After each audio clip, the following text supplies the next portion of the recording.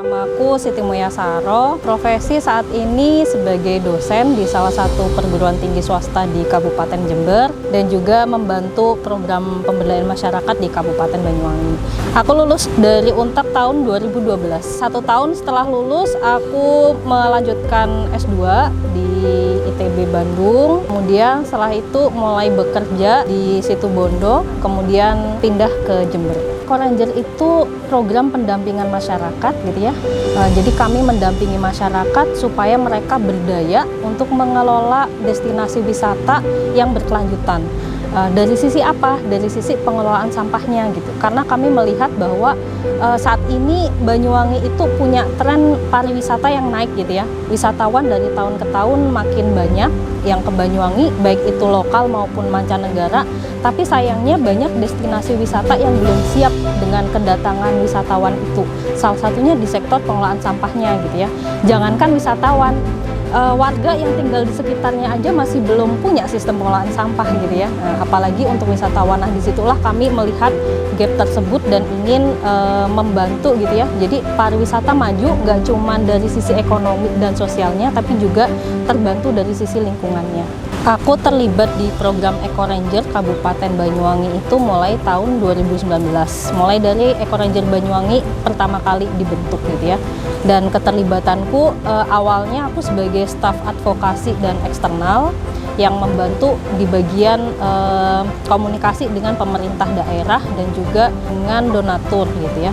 Kemudian setelah berjalannya program selama kurang lebih 6 bulan saat itu, adanya pengembangan program Ekoranger di beberapa kota di Indonesia membuat site koordinator saat itu harus kembali ke kantor pusat, sehingga aku dipromosikan menjadi site koordinator di Banyuwangi. Pertama dari waktu ini ya, dari waktu masih mahasiswa S1 gitu ya, sering ikut dosen kuliah lapangan gitu, terutama dulu aku menekuni di bidang ekologi estuari, ekologi pesisir gitu. Jadi memang di pengalaman lapangan selama kuliah ekologi saat itu banyak mempengaruhi akhirnya keputusan aku mengambil jurusan di S2 sampai dengan minat aku untuk meneruskan di bagian profesi saat ini gitu. Jadi ya emang kebawa gitu pengalaman-pengalaman selama masih menjadi mahasiswa sampai sekarang.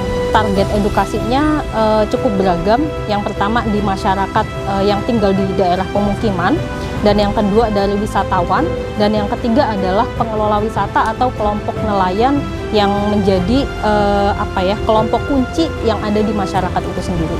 Nggak perlu merasa minder gitu ya, walaupun kita dari swasta, kita nggak kalah saing loh dengan mahasiswa ataupun alumni dari perguruan tinggi negeri. Dan itu saya rasa udah dibuktikan dengan banyak alumni Untak Banyuwangi yang sudah berkarya di bidang swasta, bidang pemerintahan maupun NGO seperti saya gitu ya.